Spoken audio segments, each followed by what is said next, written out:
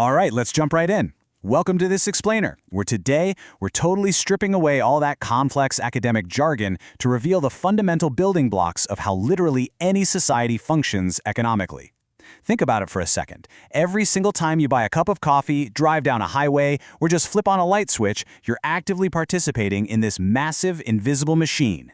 Today, we are going to take that entire machine apart and look directly at its blueprints. Okay, let's kick things off with a quick thought experiment.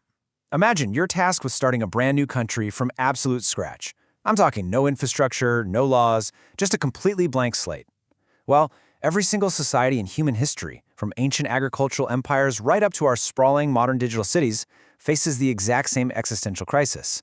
They all have to answer three deceptively simple questions just to survive.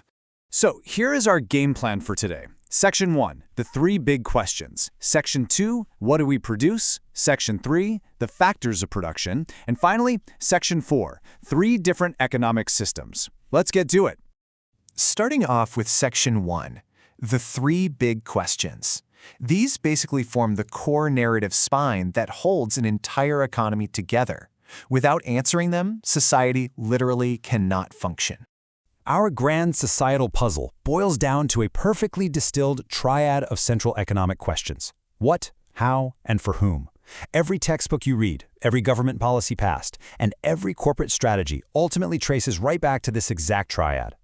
Let's break these pillars down. First up, the output questions. What gets produced? Are we dedicating our resources to building hospitals, or are we building luxury hotels? Second, the input questions. How are these things produced? Will we rely heavily on manual labor, or are we going to use automated robotics? And finally, the distribution questions. For whom are they produced? Who actually gets to enjoy the benefits of all this output? Deciding our outputs, our inputs, and our distribution is, for sure, the great balancing act of civilization. Moving right along to Section 2, what do we produce? We really need to categorize the stuff that makes up our world by answering that very first big question.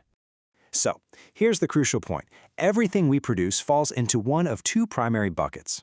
On one side, we've got tangible goods, stuff you can physically touch, like the shoes on your feet, the food you're eating, or the oven sitting in your kitchen. On the flip side, we have intangible services. These are actions or tasks performed for you.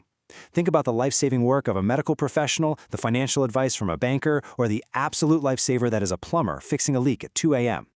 Now, if we zoom in specifically on consumer goods, the stuff used by individuals and households, they break down even further based on their lifespan.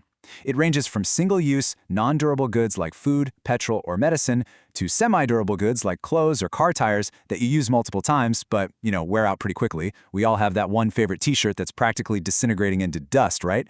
And then at the far end, we have durable goods. These are the big-ticket items designed to last for many years, like a heavy-duty refrigerator or a car. But here's where it gets interesting.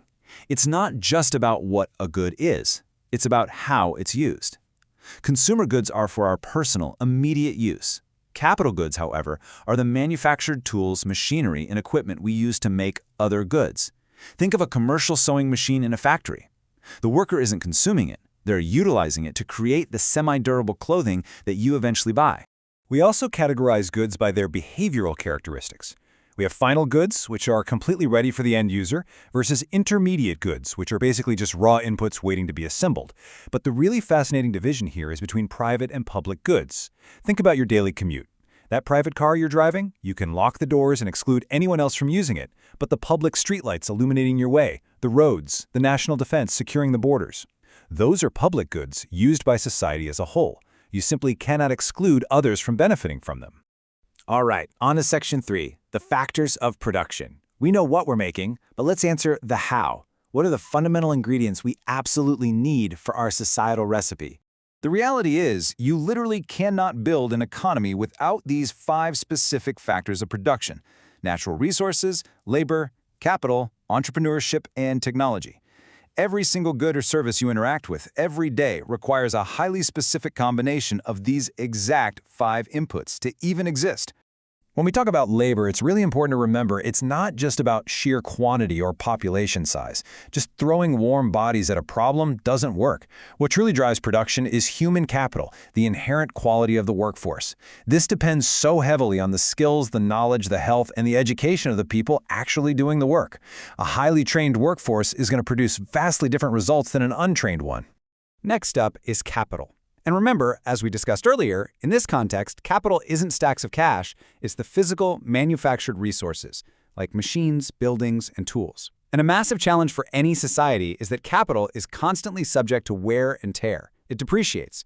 Buildings crumble and machines break. You know the eternal struggle of keeping a certain fast food chain's ice cream machine actually working? Because of that, an economy constantly faces a vital trade-off. Producing more capital goods to replace the broken ones means there are fewer resources available to produce the consumable goods people actually want right now.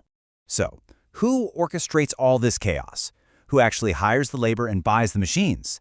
That falls squarely on entrepreneurship. Entrepreneurs are the dynamic risk-takers of society. They're the ones looking out there, seeing unseen opportunities, innovating, and initiating the whole production process. They willingly take on the risk with the expectation that, hopefully, their final product will actually be sold. And the final factor that supercharges the whole shebang? Technology. Technology isn't just laptops and smartphones. It acts as the collective knowledge a society possesses regarding exactly how goods and services can be produced. A major leap in technology means society suddenly knows how to mix natural resources, labor, and capital way more efficiently to create a much greater output. All right, final stretch, Section 4, 3 different economic systems. Here's where we synthesize everything by looking at the overarching structures, because ultimately, who actually gets the power to answer these big questions for society? Notice the huge contrast here between the three main economic systems. A traditional system is built pretty much entirely on historical habit. Goods are produced and distributed exactly as they were by previous generations, which, as you might guess, results in virtually zero innovation. Next, a command or centrally planned economy relies on a rigid central authority to dictate top-down what gets produced and who gets it, like we see in socialist systems. Lastly, a market economy completely flips the script. It relies entirely on the spontaneous, free movement of prices determined by the independent forces of supply and demand. In a market system, there is no central boss sitting in an office instructing the factories. Instead, order just emerges organically. It's guided by what the legendary economist Adam Smith famously called the invisible hand. This invisible hand represents the millions and millions of decentralized choices made by everyday consumers and producers, naturally guiding resources exactly to where they are needed most. As we wrap up this explainer, I want to challenge you to apply this right away. Take a second and just look closely at the room you're sitting in right now. Find a durable, private, final good. Maybe it's your desk or a bookshelf or your computer monitor.